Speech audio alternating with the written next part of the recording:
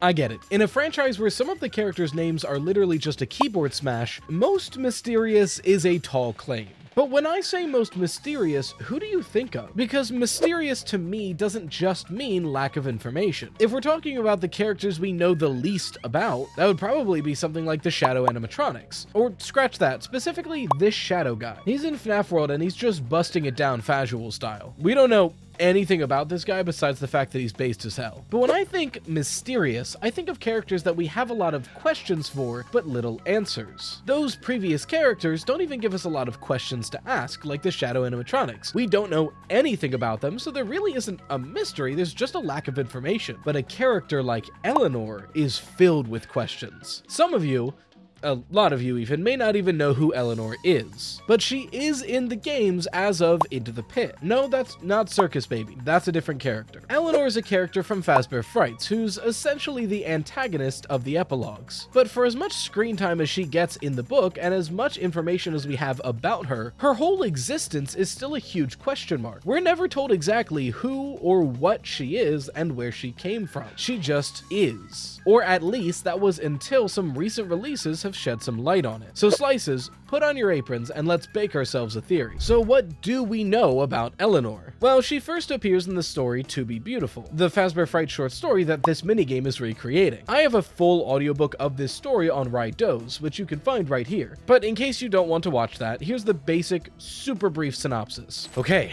running water. I guess my best bet is to walk upstream. If I can find a source, I might find the surface. Here goes. Hold on, what's this? A sponsor. Perfect. Today's video is brought to you by Ipsos iSay. Let me ask you a question. What do you think the state of Return to the Pit is? A, in the game's continuity, B, in the Fazbear Frights continuity, or C, in its very own continuity? I think I'm leaning A, but genuinely I want to know what you think. And if you like answering questions and getting paid for it, let me tell you about Ipsos iSay. With Ipsos iSay, you can take part in research and answer some simple questions to earn gift cards and other rewards. There are so many kinds to choose from, but my favorite are the Nintendo ones. Anything to help with Nintendo prices. The surveys are also quick and easy. Like, think when you have some time to kill. When I'm winding down before bed, I'm usually scrolling YouTube Shorts or just going on Blue Sky. But now I can take that time, answer some simple questions, and earn some real rewards. So click the link to start earning with Ipsos iSay today. Nice, it was getting cold in here. Well, let's keep going. A girl named Sarah is frustrated that she's not growing up as fast and wants to look prettier. One day she encounters a strange doll-like animatronic in the trunk of a car in a junkyard. She takes it out and cleans it up, and it springs to life, thanking her for cleaning it and saying it'll grant her one wish in return. Sarah wishes to be beautiful, the title of the story. And the animatronic, who introduces herself as Eleanor, gives Sarah a heart pendant and says if you wear this and never take it off, each day you'll wake up a little more beautiful. And true to her word, this works. Every night, Eleanor sings Sarah to sleep, and every day she wakes up a little more beautiful, becoming a bit taller, fuller, having her skin be less greasy, having her hair be better maintained. And this is all well and good until she trips and falls in the cafeteria, knocking her heart pendant off. She can't get it back on because the chain broke, and as she struggles, she starts deteriorating into garbage. Panicked, she runs back home and tries to find Eleanor to no avail. But in her garage, she finds that a locker was hiding several trash bags of her own body parts chopped up. It's revealed that every night Eleanor was chopping up and replacing parts of Sarah's body with garbage, using the pendant to make her look prettier instead, and, you know, keep her alive and stuff. But as she's falling to pieces, Eleanor does arrive, takes the heart pendant from Sarah and puts it on herself. She then looks like Sarah used to look like, and thanks her for her help and leaves Sarah to die. Yeah, it's pretty menacing. She basically chops up and steals the identity of some helpless teenage girl. But I made the joke that she's just a tall circus baby, and is that true?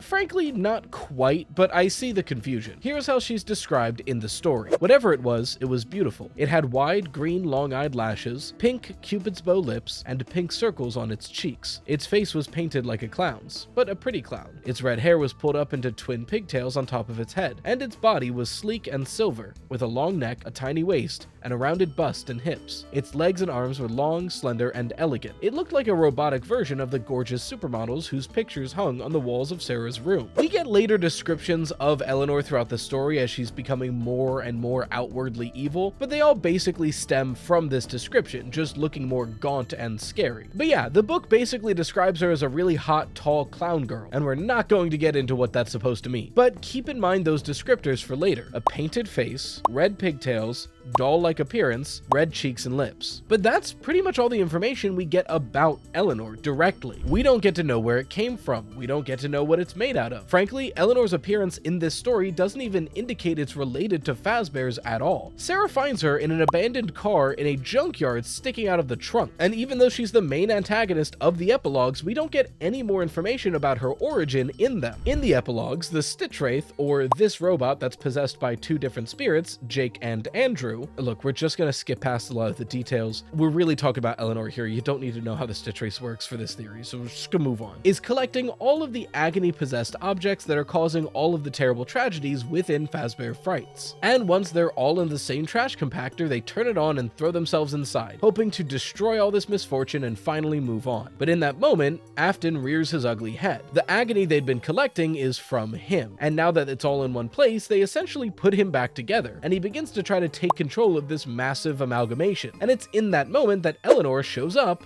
winks at the boys, and jumps in as well. There's a struggle, and during this struggle, a detective shows up with the puppet's mask. Using that and a forklift, eventually Afton is defeated. But while he's sinking into the lake, Eleanor breaks free and sneaks off. Later on in the epilogues, the Stitch Wraith, who is now only Jake because Andrew moved on, finds a homeless girl named Rennell, who asks the Stitch Wraith to help her reunite with her father, Dr. Talbert. Jake agrees because he likes to help people, but little does he know, Rennell is actually Eleanor in another disguise, and once they get to Dr. Talbert, she reveals herself and attacks him, trying to capture all the remnant he'd been studying. But luckily, Jake and Detective Larson are able to fight back Eleanor and destroy her for good. So again, a lot of information about what Eleanor is capable of, and that she's like probably based on agony because she's seeking it out, but she also probably has remnant because she's seeking that out too. It's unclear. And speaking of unclear, we still have no information on where she comes from. But there has been one theory floating around with very little linking evidence. The other subplot of these epilogues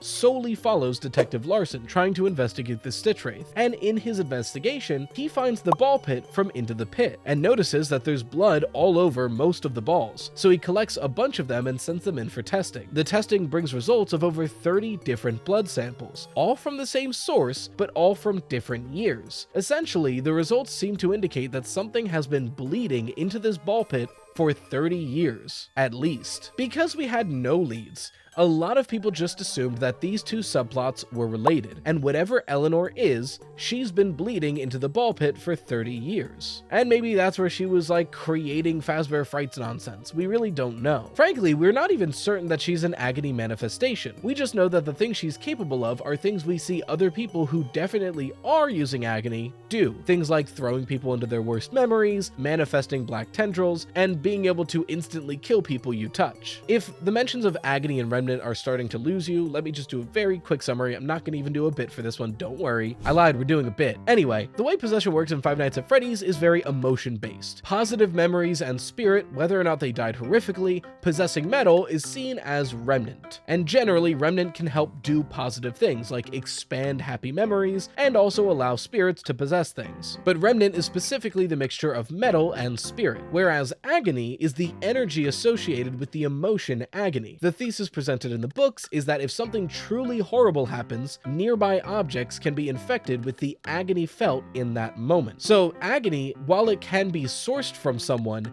isn't necessarily a part of that someone. Agony can be added to a consciousness to create a sort of possession. That's how the Stitch Wraith is created. The scientist working on it pumps a bunch of agony into an endoskeleton and then adds two haunted objects that he thinks may have a consciousness attached to them. And suddenly, the Stitch Wraith gets up and walks around. So now that we're all caught up, the theory was that Eleanor might be born from the ball pit and is probably an agony manifestation, but even though we had this evidence, we had nothing that directly linked Eleanor to the ball pit. Well, nothing until a book came out that gave us a little bit more context. What book? Mark doesn't want to do book time. What book? Obviously, it's Into the wrong pit book. Return to the Pit. Seriously, Scott? You have a problem. If I had a physical copy of Into the Pit, I'd hold it up too. Return to the Pit is the interactive novel version of Scott's favorite child, Into the Pit. It's an incredibly strange book that I actually just made a whole video on, trying to figure out if this is either in the game's timeline, in the book's timeline, or in its own brand new timeline, because it's that deeply weird. But for now, I think for the most part, the details we get in this book are within the game's timeline moving forward. And this book is useful even with all of the strange moments within it. In fact, especially for some of its strangest moments. And today we're going to focus on one of those strangest, wildest moments. By now, I'm sure you know the story of Into the Pit, but just in case you don't, or you've been forgetting, or you want to refresh, very, very briefly. Oswald is a child who finds out the ball pit in his local Jeff's Pizza can transport him back to the 1985 Freddy Fazbear's Pizza. This is likely an agony-induced hallucination, but he might actually be time traveling. It's not necessarily clear. The important thing is that in that ball pit, there's a yellow rabbit mascot suit that has nothing inside but a set of razor-sharp teeth and wants to kill Oswald. It's also capable of replacing his father in the present day only to Oswald. So Oswald has to find a way to save his father and defeat the yellow rabbit. Got it? Good. There's a question we never really get the answer to in either previous versions of Into the Pit. What would happen if Oswald went to the 1985 version of Freddy Fazbear's Pizza and left? Just walked out the front doors. In the game, you can do this, but it just shows Oswald sadly wandering the streets and fades to black. So we don't really know what happens. In the original story, never does, but in Return to the Pit, you get the option to leave. Once Oswald exits to an alleyway, he can either leave to the front street or follow a voice that he hears. If you leave to the front street, something incredibly strange happens. Once you get far enough away from the restaurant, the world rapidly ages in front of you until you're back in the modern day. But Oswald takes a look at himself and notices that he aged as well, and he's now like 40, which definitely implies that real actual time travel is taking place, but we don't have time to get into that today. What we're curious on is when Oswald leaves into the alleyway, he hears a voice of a small girl calling out for help. And if you try to investigate that crying, you get this insanity. Quote, "You make your way to a pair of wooden doors that lead down into some kind of cellar. There doesn't appear to be a lock on them. You pull the door up enough that the gravity grabs it from the other side, and it falls open, hard. You can see cement stairs, and now you hear, 'Hurry, please.' You stare down into the cellar. The cement stairs lead into darkness. You take a few steps down the stairs, and your eyes are able to adjust to the darkness as more steps materialize before you. Then you see her, or it? You stop on the third step down. About 5 more steps away, sitting in the shadow, you see a toy doll that resembles a little girl. She has red hair and pigtails and is wearing a red dress to match her hair. Her face, legs, and arms are bone white, and she has a blood red nose and crimson circles on her cheeks. Her entire appearance is unnerving. She is silent. 'Hello?' You call out. 'Is anyone there?' Maybe the girl who owns the doll is trapped farther into the darkness. 'Please help me.' The voice sounds like it's coming from the doll, but that makes no sense. Then again, time travel and creepy rabbit mascots also make no sense. You turn around. The rabbit is there, standing above you. You stare at it for a moment, and then it shoves you hard. You fall down all the steps onto the cement floor, cracking your head against it. You can feel something wet and warm oozing from beneath you. The rabbit starts to walk down the stairs toward you, backlit by the bright sunshine outside. He is a giant silhouette, looming. You hear the sound of laughter beside you, high-pitched giggling. You turn your head to look at the doll. She sits there,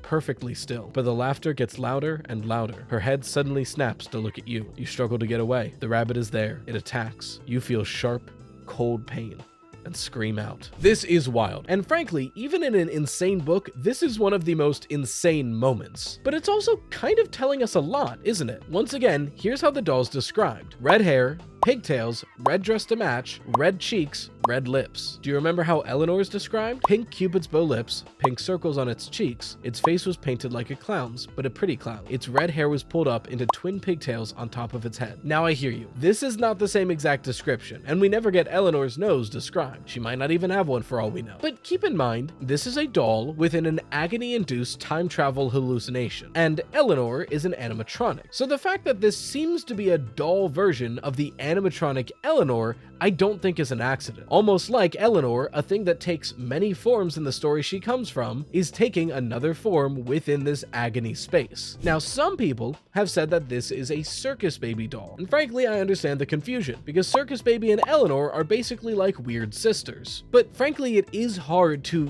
give you a good explanation as to why they look differently, because we don't have great visuals for Eleanor. So I think what's most likely here is that Eleanor and Circus Baby look similar because they're both clown girls. And there's just two examples of clown girls that we have in this franchise, because there seems to be a whole clown era somewhere in Fazbear's history that we haven't gotten a lot of details on yet. But while this description could loosely fit Eleanor or Circus Baby, I ask you this: if you think it's a doll of Circus Baby, why? Circus Baby would be representative of either Circus Baby or Elizabeth Afton. And frankly, for a ball pit in Freddy Fazbear's Pizza, I can't think of any reason why Elizabeth Afton's presence or Circus Baby's presence would be felt here. But we do already have some loose evidence that suggests Eleanor is connected to this ball pit. So I'm going to say that this doll is meant to be a doll version of Eleanor until proven otherwise. But if that's true, why does it matter? What could any of this possibly mean? There's something very important that needs to be understood about Eleanor that you might not know if you haven't read the books. And that's that Eleanor is not part of William Afton. Even if she's born out of Afton's agony, which is unclear, Eleanor is not a servant to William like Vanny is to Glitchtrap. Eleanor jumped into the Afton amalgamation to become a part of it, but it's implied that she wanted to take it over, and she jumped ship the moment he's in trouble. So if that's true, let's look back at the characters we have in the ball pit. We have the Yellow Rabbit, which is commonly theorized to be a manifestation of agony piloted by the consciousness of William Afton, or at least William Afton's consciousness has influenced its creation. And if this cellar doll scene is to be believed, even though Eleanor isn't working for William Afton, she's helping him kidnap Oswald, or in this case, I guess just kill him. So if there are two separate entities within the ball pit, and one of them is using the consciousness of William Afton, are there any other consciousnesses that could be piloting the agony for Eleanor? Well, frankly, the only other viable candidate here is the missing child incident victims. But I hear you, why would the missing child incident victims help William Afton kill a child? Well, that really comes down to the way that spirits and memory work in this franchise, because the missing child incident victims helping William to kidnap children is actually a really common theme in FNAF. We see this in the Silver Eyes and in the FNAF movie. When the ghost children are dead, before they're helped and given their memories back, they don't really know what's going on. They just think they're playing with their rabbit friend, and William is exploiting and manipulating that to use them as servants. So there's already precedent for the MCI victims unknowingly helping William. But we're not even talking about their spirits here, we're talking about agony, and we have even more evidence that something taken over by agony could act this way. Andrew, one half of the Stitch Wraith, is primarily made up of agony when we meet him. But through talking with Jake, we learned that for a long time, all he wanted to do was spread his agony to as many things as possible, infecting everything he touched and killing anyone nearby. And even he isn't sure why. And Andrew is a victim of William Afton as well. So we have an example of both explanations for what Eleanor might be. If it's actually the spirits of the MCI, we have evidence showing that they would unwittingly help William. And if it's just agony but being piloted, we have evidence that when you're that much agony, you just want to kill everything nearby. All of this evidence seems to be suggesting that Eleanor is a manifestation of agony being controlled by the trauma and consciousness of the missing child incident victims, given form as this weird, tall circus baby for some reason. But in a way, this also makes the first climax of the Fazbear Frights epilogues line up with the FNAF 6 fire in a very interesting way. Like I mentioned, all the pieces of William Afton are gathered in one place and are attempted to be destroyed, but it's not fully beaten until Detective Larson throws the puppet mask inside of it, and then it finally falls apart and dies, sinking into a lake. But think about the players we have here. We have William Afton, Scraptrap, or the Agony. We have a combination of his victims, Molten Freddy, Eleanor. We have the marionette, Lefty, or its broken mask. We have the quote-unquote good guy just trying to make good on what he's done, Michael Afton, or Jake. Or we have the older mentor trying to fix everything, Henry Emily, Detective Larson. The only one we're missing is Scrap Baby. And no, Scrap Baby is not Eleanor. Scrap Baby would be Elizabeth, and she's not here. For some reason, Elizabeth just never shows up in the epilogues. Unless Eleanor is supposed to be Elizabeth, but we have no reason to believe that besides the fact that it's Circus Baby. Kind of, but it's not even Circus Baby. Did I mention that Fazbear Frights epilogues give me a headache? Now, I'm not saying that this is what the books or the games intended, but it does seem like this climax is a recreation of the climax of FNAF 6, which all the more strengthens the idea idea that Eleanor is a mass combination of all of the MCI victims, just like Molten Freddy. Not to mention, Molten Freddy's first scheme as Ennard is to take the identity of someone and escape. And what is the first thing we see Eleanor do? Take the identity of Sarah and escape. It keeps lining up. But if all this is true, and we might know where Eleanor came from, how does she end up in the trunk of a car in a junkyard? Frankly, Return to the Pit doesn't mention that at all. So my best guess is she was setting up a trap for some unsuspecting victim. Sarah might not have even been her first victim, but she was just lying in wait with her arm sticking out of a trunk, waiting for someone whose curiosity would kill them. But what do you think? Did I officially lose it? Because this time more than ever, it feels like I did. Also, Happy New Year. I didn't realize when I was making it or planning stuff, but this is the first video of 2025. So here's to another one, I guess. Let's hope I can get into a real studio by the end of the year, because I miss my studio. In the meantime, if you're confused as to what Return to the Pit actually is, last week's video was all about that book and whether or not it's in continuity. If you want your fan art featured on the channel, make sure to share it with #ToastArt. A huge thank you to the best channel members, the Dough Risers, and until next time, as always, stay toasty, slices.